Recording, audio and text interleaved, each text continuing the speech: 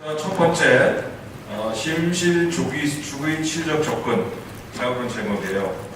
아마 여러분들 이미 아시겠지만 심실 주기 수축은 세상에 존재하는 온갖 부정맥 중에서 가장 흔한 부정맥입니다. 아마 여기 이 자리에 계신 분들도 다 심실 주기 수축을 가지고 있을 거예요. 저도 물론 가지고 있어요.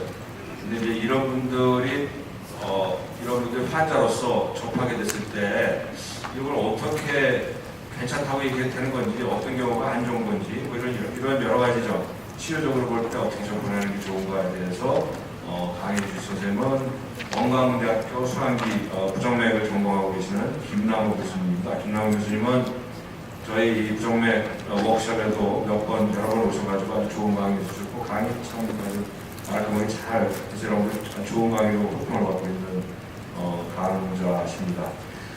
김남호 선생님, 심실주기 수축의 치료적 접근에 대해서 말씀해 주셨습니다. 여러분 박수 많이 해주세요. 네, 감사합니다. 일단 심전도 워크숍에 이렇게 늦은 시간까지, 어떻게 보면 이제 오후 지나가는 시간까지 같이 뜨거운 열기들이 이렇게 전달이 되는 것 같아서요. 하여튼 축하드리고, 그다음에 이런 자리를 하여튼 초대해 주신 우리 노태우 교수님 감사드립니다. 오늘 제가 말씀드릴 내용은 이제 심실조기 수축에 대한 치료적 접근에 대한 내용인데요. 아까 어영석 교수님 감사드립니다. 심전도 아까 말씀해 주시더라고요. 이렇게 지금 정상적인 율동이 있는 가운데 이와 같은 와이드 QRS 리듬이 있는데 선행하는 피파 없이 아마 예상되는 부분보다 앞서 나오는 이와 같은 율동, 심실조기 수축이라고 이야기할 수 있겠습니다. 말씀하셨더니 굉장히 흔합니다.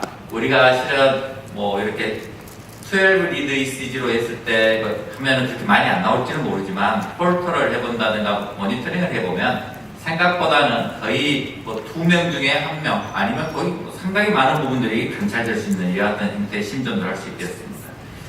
자, 이런 환자 어떻게 해야 될까요? 여러분들은 만약 내가 임상가로서 아니면 옆에 내가 좀 코멘트를 해줄 수 있는 입장에서, 그래서 실은 이런 환자들 평가를 어떻게 할 건지, 또 이런 환자를 앞으로 치료는 어떻게 할 건지, 그리고 정말 이런 환자의 예후가 어떻게 된 것인가에 대한 궁금증이 있을 수가 있겠습니다. 대개 여러 가지 어떤 경과들을 가지고 제대로 판단을 해야 될 것 같습니다. 부정맥이 갖고 있는 증상, 정말 내가 우연히 발견된 그런 심전도지 환자를 봐야죠. 부정맥 자체를 보는 것도 중요하겠지만 그 부정맥을 갖고 있는 환자를 봐야 하는데 그 환자의 상태 같은 걸 먼저 봐야겠죠. 그래서 환자의 증상, 그다음 또 이 부정맥이 얼마나 많은 빈도로 발생하고 있는지, 그리고 그 환자가 갖고 있는 심장의 어떤 구조적 질환, 이런 것들을 판단해서 약물 치료를 할 수도 있고 특별한 치료를 하지 않고 대부분은 또 지켜볼 게 될 겁니다. 때에 따라서는 적극적인 치료가 필요한 경우도 있습니다. 이런 것들을 판단해야 됩니다. 가장 중요한 평가는 결국은 실은 증상일 것 같습니다. 증상이 있냐 없냐, 정말 그 부분이 제일 중요하고, 근데 그 증상에는 단순하게 두근거린다 이런 증상뿐만 아니라요, 우리가 활동 시에 어떤 운동을 하거나 이럴 때 흉통이 있거나 호흡곤란이 있거나 또는 실신이 있거나, 제가 경험했던 환자는 실신을 경험해갖고 했던 환자인데 어느 날 갑자기 20몇 살밖에 안 되는 환자인데 서든데스로 왔어요. 발견된 것은 PVC밖에 없었는데, 마찬가지로 이런 여러 가지 증상들을 보는 게 굉장히 중요해요. 그리고 가족력을 봐야 합니다. 가족력이라는 것은 돌연사의 가족력은 있는 건 아닌가, 이런 걸 포함해서 봐야 돼요. 그리고 이제 심장질환이 있냐 없냐를 봐야 되는데, 이 심장질환에 대한 부분들은 결국은 여러 가지 구조적 질환들이 있죠. 구조적 질환들을 평가하는 중요한 검사는 심장 초음파 검사를 통해서 평가해 볼 수 있습니다. 그 외에도 이러한 부정맥, 특히 허혈성 심질환과 관련이 많이 되죠. 그 간상동맥질환이 있냐 없냐에 따라서 예후 경과도 차이가 날 수 있습니다. 그래서 심장 초음파뿐만 아니라 할 수 있다면 운동부하 검사, 또 이 부정맥의 때에 따라서는 과도한 운동을 하게 되면 부정맥이 악화될 수가 있습니다. VT로 갈 수도 있죠. 그래서 이런 어떤 부분들에 대한 평가를 위해서 이런 검사들을 해볼 수 있고, 부정맥이 얼마나 심한 정도를 알기 위해서는 아마 최소한 24시간 정도 어떤 모니터링하는 홀터 검사들이 필요할 수 있겠습니다. 이 환자요, 51세 여자였는데 해봤더니 한 30% VT는 없고요. 심장 초음파를 해봤더니 심장이 아주 많이 커져 있지는 않고 심장 기능도 그런데 유지가 됩니다. 운동부와 검사해봤더니 특별히 뭐 어떤 VT가 발생하나 그러지 않고 여러 가지 어떤 ST나 T 체인지도 관찰되지 않는 말 그대로 심장은 건강한 편인데 빈도수는 30%면 꽤 많은 편이죠. 하루 동안 한 3만 번, 2만 9천 번 굉장히 많은 빈도수였어요. 근데 또 부정맥이와 증상에 있어서 사람마다 이 빈도는 굉장히 다양한데 증상 또한 다양합니다. 즉 그 말은 뭔 말이냐면 빈도수가 적게 나온다고 해서 그 사람이 증상이 없다. 그건 아니라는 거죠. 굉장히 작은 빈도로 나와도 굉장히 민감하게 증상을 느끼는 사람도 있고요. 때에 따라서는 굉장히 많은 빈도로 나옴에도 불구하고 증상을 없는 사람도 있습니다. 그래서 이와 같은 부분들은 각각의 따로 평가가 됩니다. 중요한 것은 증상의 유무와 또 한 가지는 구조적 심장질환이 있냐 없느냐가 굉장히 중요합니다. 심장질환이 없는 경우 대부분은 치료 대상이 아니다. 실은 안심시키는 요인, 안심을 시키는 게 중요하다. 대개 이런 환자들이 오는 경우는 돌연사에 대한 걱정 때문에 많이 옵니다. 그래서 이런 부분들을 큰 문제 없으면 안심을 시키고 대개 제가 경험한 바는 술하고 관련된 경우 참 많습니다. 그래서 이런 술 같은 악화 요인들을 조절하는 생활 습관 개선이 제일 중요할 것 같습니다. 구조적 심장 질환이 있는 경우는 좀 틀립니다. 이런 경우들은 때에 따라서 이런 어떤 구조적 심장 질환이 이러한 부정맥과 연관해서 여러 가지 심장 기능을 악화시킨다든가 때에 따라서는 어떤 돌연사와 같은 이런 관련성이 있을 수 있습니다. 이런 심장 질환이 있는 환자한테서 이 부정맥이 증가한다는 의미는 단순하게 부정맥이 증가한다고 보는 게 아니라 갖고 있는 구조적 심장 질환의 상태가 불안정하다를 시사할 수도 있습니다. 이런 부분들을 평가해서 봐야 되고요. 그래서 치료도 PVC 자체 치료도 중요하겠지만 그것보다는 기저 심장 질환을 안정화시키는 부분들이 굉장히 중요할 수 있겠다. 대개는 심근경색증 환자 같은 경우 우리 베타 블로커 쓰는 거 굉장히 루틴화되어 있죠. 컨트라 인디케이션이 없는 한 쓰는 것을 요구합니다. 그래서 이걸 써야 된다는 거고요. 또는 너무 잦은 이런 PVC가 있던 이런 환자들은 저극도자 절제술과 같은 이런 걸 고려할 수 있습니다. 복잡하게 되어 있습니다만은 이와 같은 아까 말씀드린 증상과 그 다음에 운동부와 검사, 심장, 초음파, 홀터 정도의 검사를 통해서 심장에 구조적 질환이 있냐 없냐를 평가를 하고 없다면 그러면서 그렇게 심하지 않다, 빈도수가 많지 않다면 환자를 안심시키고 지켜보면 될 거다. 그렇지만 구조적 질환이 있다면 이러한 것들이 얼마나 많은 심장 기능의 빈도수가 얼마나 되는지 심장 기능에 어떤 변화가 있는지 평가해서 그에 따른 조절을 해야 되겠다는 겁니다. 자, 여기서 하면 이제 궁금증이 생깁니다. 그러면 이 빈도가 많으면 이게 돌연사의 위험성이 높아질까요? 많다. 돌연사 부정맥이 많으니까요. 여러 가지 그 전부터 이제 그런 연구들이 있었습니다. 심장에 구조적 질환이 있었던 환자한테서는 특히 심근경색증이 있었던 환자들, 요 부정맥의 빈도수가 많으면 많을수록 역시 안 좋더라. 자심실 비대, LVH가 있는 환자한테서도 역시 부정맥이 이 빈도수가 많으면 안 좋더라. 최소한 구조적 심장 질환이 있는 환자들한테서는 이러한 여러 가지 부정맥의 빈도수의 증가는 여러 가지 환자의 상태를 나쁘게 하는데 일부 역할을 하는 것 같다. 심장질환이 없는 환자는 어떨까요? 일반적으로 저희들이 알고 있는 경우는 해봤더니 대부분은 문제가 없더라는 것이었죠. 실은 맞습니다. 대개는 경과가 좋습니다. 근데 이제 최근에 여러 가지 일본에서도 그렇고요, 대만에서도 그렇고 몇몇 이렇게 증상이 없었던 환자들을 논통 한 10년 이상씩 팔로우를 해봤더니 좀 이상한 데이터들을 자꾸 이제 이야기하기 시작합니다. 이런 환자들도 나중에 봤더니 뭔가 모탈리티가 증가되기도 하고 LV 펑션이 나빠지기도 하더라. 이제 이런 이야기를 하기 시작합니다. 그래서 이 부분은 아직 실은 명확한 어떤 데이터가 있지는 않습니다. 있지는 않지만 되게 커뮤니티 케어 스터디, 베이스드 스터디들 때문이기 때문에요. 그러긴 하지만 이런 데이터를 근거로 해서 좀 이제 조심을 해야 되겠구나. 너무 많은 빈도수에 갖는 환자들은 조심해야 돼. 그러면은 얼마나 빈도가 많으면 이런 문제들이 생길 것인가를 나중에 한번 생각해 보는 문제입니다. 자, 먼저 답을 해볼까요? 빈도가 많으면 위험성이 높아집니까? 1차적으로 구조적 심장질환이 있는 환자한테서는 분명히 이 부분은 서로 연관성이 꽤 있는 것 같다. 심장질환이 없는 환자에서 지금까지 저희들이 알고 있었던 부분과 좀 다른 생각들이 들게 하는데 아주 많은 빈도, 이런 경우에는 사망의 위험성들이 조금씩 올라가는 데이터들이 이제 나오기 시작하고 있다. 조심해야겠다는 거예요. 그러면 이런 돌연사뿐만 아니라 심장 기능도 나빠지는 걸까요? 되게 생각이 이렇습니다. PVC가 자꾸 많으면 심장이 커지고 그 다음에 기능도 떨어질 거라고 추정을 합니다. 그런 이유들은 여러 가지 이제 생각해 볼 수 있을 것 같습니다. 그러면 얼마 정도 많은 빈도들이 그럴 것인가 해봤더니 어떤 경우에는 하루에 한 2만 번 이상 또는 하루에 한 10,000번 이상 되면 이와 같이 LV 펑션도 나빠지고 LV의 크기도 커지더라. 여기 보시면 이런 데이터들이 나오고 있습니다. 그래서 각각의 근대시는 얼마 정도의 빈도가 있는지는 아직은 잘 모르겠습니다. 명확하지는 않습니다. 어떤 사람은 한 26% 정도, 어떤 사람은 10%, 어떤 사람은 16% 이런 다양한 보고를 내놓고는 있습니다. 그만큼 실은 그 정도의 어떤 부분이 명확하게 이해하기 좀 힘든 부분이 있다는 이야기지만 하지만 최소한 빈번한 심실 조기 수축에 아주 장기간 노출 시에는 심장 기능 저하를 최소한 유발할 수 있는 이런 부분들이 있겠다. 어떤 환자들한테 어떻게 나빠질지는 실은 잘 모르겠습니다. 때에 따라서는 발생하는 위치에 따라서 좀 더 그런 부분이 있다는 이야기도 있고요. 아니면은 인터폴레이트 PVC 같은 여러 가지 형태 모양에 따라 틀렸다는 이야기도 있고 다양한 이야기가 있습니다. 그래서 이런 근거를 시작해서 이런 PVC도 약물 치료에 반응을 하지 않으면 이걸 제거를 해버려야 돼요. 전극도자 절제술로 제거를 하자.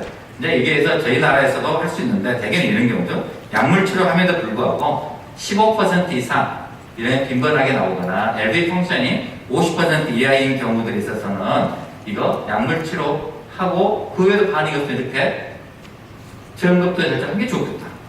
그 외에도 15% 이상이면 이런 심장 기능이 나빠지지 않더라고요. 이런 단순하게 빈도수만 많은 경우에 있었어도 고려를 해볼 수 있겠다. 네, 이런 어떤 이야기들이 나오고 있습니다. 그래서 어떤 정리를 해보면요. 대부분은 양성 질환이라는 게 변함없는 사실입니다. 대개는 건강한 사람한테 흔하게 발생합니다. 아무 문제 없는 게 대부분입니다. 일부 심장에 구조적 질환이 있는 경우가 문제가 되고 그런 경우에 있어서 제대로 잘 판단을 해야 되겠다는 거고요.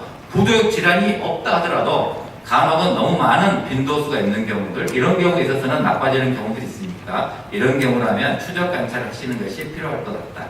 이렇게 말씀드릴 수 있을 것 같습니다. 네, 감사합니다. 예, 좋은 내용으로 아주 좋은 선물해 주셨어요. 또 패널 선생님들 의견하고 또 질문이나 여러분들한테 전하고 싶은 메시지 있으면 얼마든지 하세요. 10분 동안 시간이 있으니까. 네, 먼저 좋은 강의 감사합니다. 심실조기 수축 이게 양성이냐 아니냐 이거는 판단하기가 좀 힘들 것 같은데 환자의 증상이 일단 굉장히 중요할 것 같고 제가 경험한 바에 의하면은 여기 음주랑 커피 이런 것들을 또 말씀을 해주셨는데요. 불면증도 상당히 관련이 깊습니다. 환자 수면 무호흡증도 상당히 빈도를 증가시키는 요인이기도 하고 제가 봤던 환자분 중에 한 분은 밤마다 너무너무 두근거려서 일을 하는데 지장이 있다고 하셨어요. 근데 이분이 그 보안업체에서 야근을 한 달 전부터 시작을 했고 그때부터 너무 두근거리기 시작해서 일을 자기가 두려워서 못하는 거 아니냐 이러면서 약간 공황장애 비슷한 증상을 오셨었거든요. 근데 야근을 좀 줄여보시는 게 어떨까요? 좀 조심스럽게 말씀을 드렸는데 실제로 야근을 정말 줄였더니 PVC로 버든이 한 30% 나오시던 분이 5%밖에 안 나오는 거예요. 증상도 너무 좋아졌다고 그러고 이런 야근, 이런 업무도 상당히 관련이 깊은 것 같고요. 환자의 생활 패턴 자체, 데이, 라이프 타임 이런 밸런스가 좀 안 맞는 경우도 이런 게 상당히 많은 것 같습니다. 이게 좋은 연구를 많이 말씀을 해주셨는데 정말로 외래에서 보면 심실조기 수축 되게 많이 오시는데 증상이 없는 경우도 상당히 많아서 저희도 치료하는 데 상당히 도움이 많이 되는 부분입니다.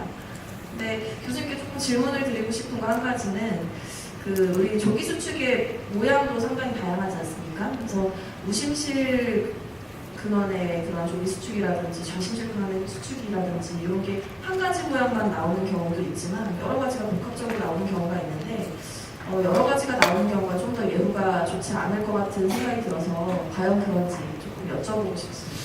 그게 이제 연구되어진 것들이 실은 과연 예측할 수 있는 인자들이 있겠는가, LV 펑션을 나빠지게 하는 데 있어서 그게 어떤 커플링 인터벌 부분들도 그렇고요. 그 다음에 아까 방금 말씀드린 하나의 형태이긴 하지만 어디에서 발생하냐, 실은 RV에서 발생하는 건지 아니면 LV 쪽에서 발생하는 건지 이런 부분들도 있고 모노몰픽한 게 그런지 아니면 다양한 형태에 있는 건지 실은 근데 그게 어떤 그 연구 결과들이 굉장히 너무 적어요. 그 결과들 중에 이제 많은 부분들이 어떤 의의가 있다는 결과를 이야기를 하고 있지만 그 자체가 굉장히 어떤 그 볼륨이 좋기 때문에 그것만 갖고 이야기하기는 너무 실은 조금 어려움이 있습니다. 그렇지만 중요한 것은 그런 이제 모든 것들이 다 영향성을 줄 수 있다는 경우고요. 제가 이제 경험했던 경우는 RBOT VT였는데도 불구하고 그런 어떤 서든데스로 왔었거든요.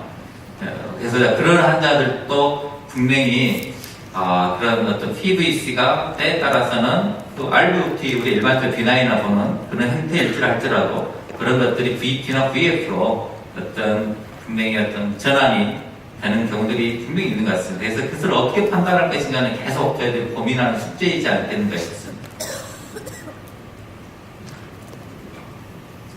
강의 감사드립니다. 제가 모르는 게 많아서 질문이 한 3가지 정도 있는데 일단 한 가지씩 먼저 말씀드립니다. 이게 그냥 디스커션은 원래 패널이 뭐 발표하고 막 그런 것이던데. 패널이 좀 발표하고 좀 그런 준비 통 안 했다고 그래요. 열심히 하겠습니다. 네네. 첫 번째는 이제 PVC를 이제 크게는 스트럭처 하디즈가 있는 것 없는 것이 이제 먼저 중요한데 사실 대부분은 스트럭처 하디즈가 없거든요. 검사해보면 5% 미만인 것 같고 사실 우리가 만나는 대부분은 이제 정상 하트에서 PVC가 있어서 진료를 하게 되는데 치료를 하는 경우는 보통 크게 2가지인 것 같습니다. PVC 증상이 있는 경우 아니면 증상은 없는데 너무 많이 나오는 경우 2가지 경우 치료를 하게 되는데 먼저 약물 치료를 할 때 스트럭처 하디즈가 없기 때문에 베타 블로커나 원C를 주로 선택을 하게 되는데요. 실제로 처음에 어떤 약을 많이 써보시는지. 저는 베타 블로커 많이 씁니다. 베타 블로커 많이 쓰고 굉장히 엔자이티 높은 환자들은 거기에다가 안티세데이티브 에이전트 같이 쓰는 경우도 있지만요. 그렇지 않으면 베타 블로커만 쓰고 제일 중요한 것은 역시 환자를 안심시키는 게 제일 중요한 것 같습니다. 두 번째는 두 번째 이제 증상이 없고 너무 PVC가 많이 나오는 환자들은 사실 뭐 꼭 치료해야 된다 이런 것은 아니지만 이제 뭐 의사의 불안해서도 있고 너무 많이 나오면 치료를 해야 될 것 같고 그래서 약물 치료를 하는데 보통 홀트에서 버든이 어느 정도 나오면 치료를 하시는지 아니면 안 하시는지 여쭤보고 싶습니다. 저는 여기서도 이제 같은 수업 다양하거든요. 기준들이 얼마나 됐을 때 LV 펑션이 나빠지는가에 대한 것도 그 각각의 연구 결과들이 틀린데 일단은 지금 현재 저희들 치료의 어떤 어블레이션을 할 기준 정도가 지금 15%에서 이야기하고 있잖아요. 그래서 한 10% 이상이면 일단 팔로업을 시키고요. 6개월째 1년 간격으로 홀터를 팔로업을 증상이 그렇게 심하지 않은 팔로업을 시키고 그리고 LV가 좀 커져 있으면 그러면 약물 치료를 합니다. 증상이 없어도요. 그래서 이제 베타 블로커 쓰면서 같이 듭니다. 근데 한 10% 이상이면 그런 경우 저도 치료합니다. 제가 좀 끼어들겠는데요.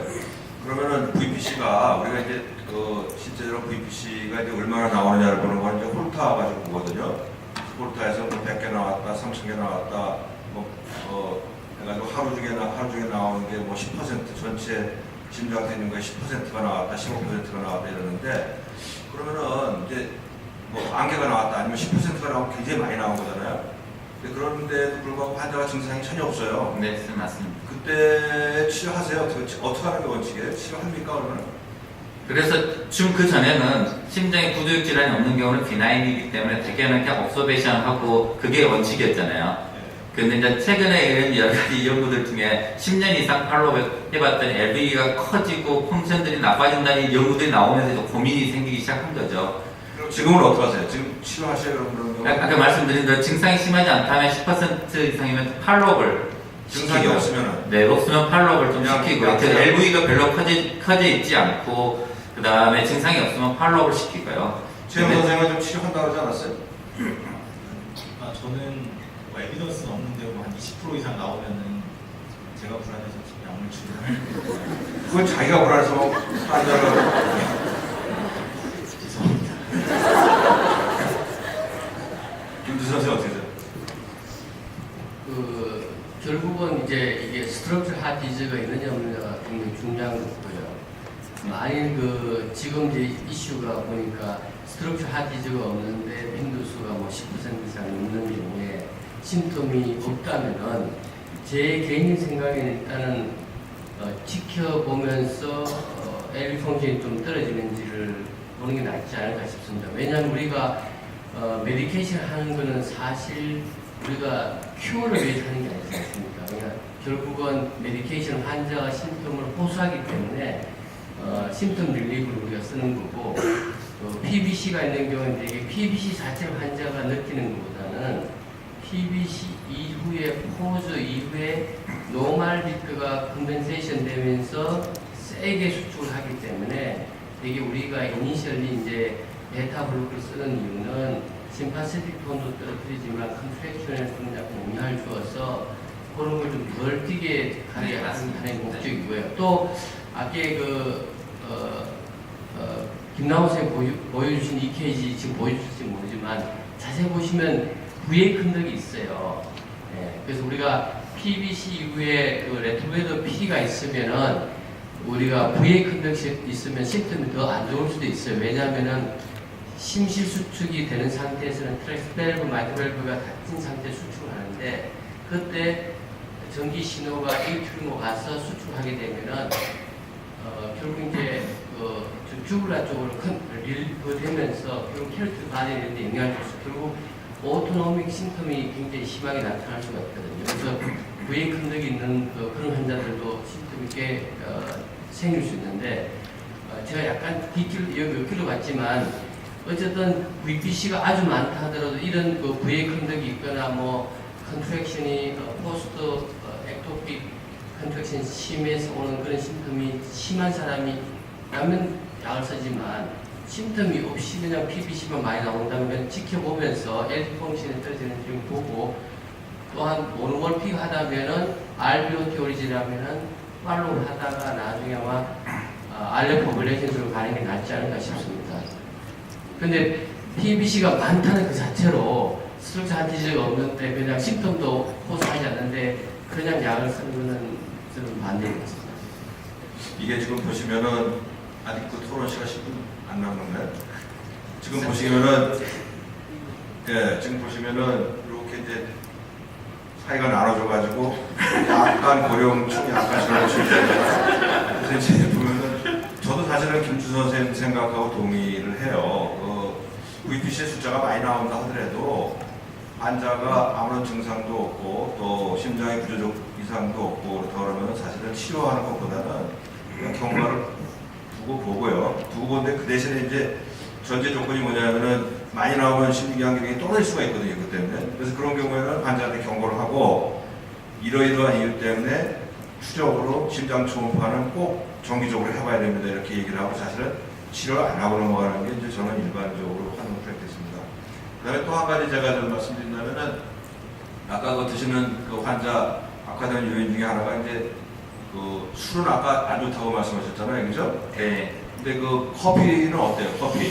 커피는 좀 서로 이야기가 좀 틀립니다. 실은 카페인이 이제 함유는 돼 있지만 아시다시피 커피 한 잔에 함유되는 카페인이 제일 지금 현재 돌고 있는 게 한 80에서 한 200 정도 사이고 대개 질병관리본부에서 이야기하는 하루 제일 섭취량이 아마 300, 400 정도 아마 될 겁니다. 사람의 민감도의 차이는 있지만 대개 커피 한 잔 내지 두 잔 오히려 부정맥을 억제시킨다는 메타 아날리시스 데이터도 꽤 있고요. 오히려요. 그래서 이제 저희들의 생각은 조금 틀리죠. 카페인 먹으면 부정맥이 많이 생길 거라고 생각을 했는데 오히려 억제시킨다는 보고도 있고 오히려 많은 용량을 먹었을 때가 분명히 문제는 됩니다. 그래서 근데 저는 그래서 이제 민감도에 대한 이야기를 합니다. 환자가 되게 커피를 한두 잔 먹고 본인 증상이 굉장히 불편하게 느낀다면 그런 환자들은 분명하게 조절을 하라 하지만 특별한 증상을 느끼지 않았던 환자라면 저는 굳이 한두 잔 정도는 먹어도 괜찮다 이야기하고 있습니다. 예, 그런 것 같습니다. 사실 커피와 관련돼서는 부정맥 있는 분들, 특히 심실조기증이나 아니면 다른 부정맥 있는 분들도 거의 대부분이 커피 마시면 심해진다라고 얘기를 해요. 근데 그 연구 결과, 대규모 연구 결과를 많이 반복을 해봤는데 오히려 커피가 그 부정맥을 악화시키지 않는다. 또 어떤 경우에 따라서는 오히려 괜찮다는 연구가 훨씬 많습니다. 그럼에도 불구하고 환자들이 불편을 느끼기 때문에 의사 간의 의견하고 환자 간의 의견이 좀 다를 수 있어요. 그럼에도 불구하고 그런 경우에는 환자의 의견을 따라주는 게 좀 좋겠다 이런 생각합니다. 제가 하나 더 붙여보면 제가 겪었던 환자 중에는 연잎차인데요. 그것도 카페인이 함유가 되어 있더라고요.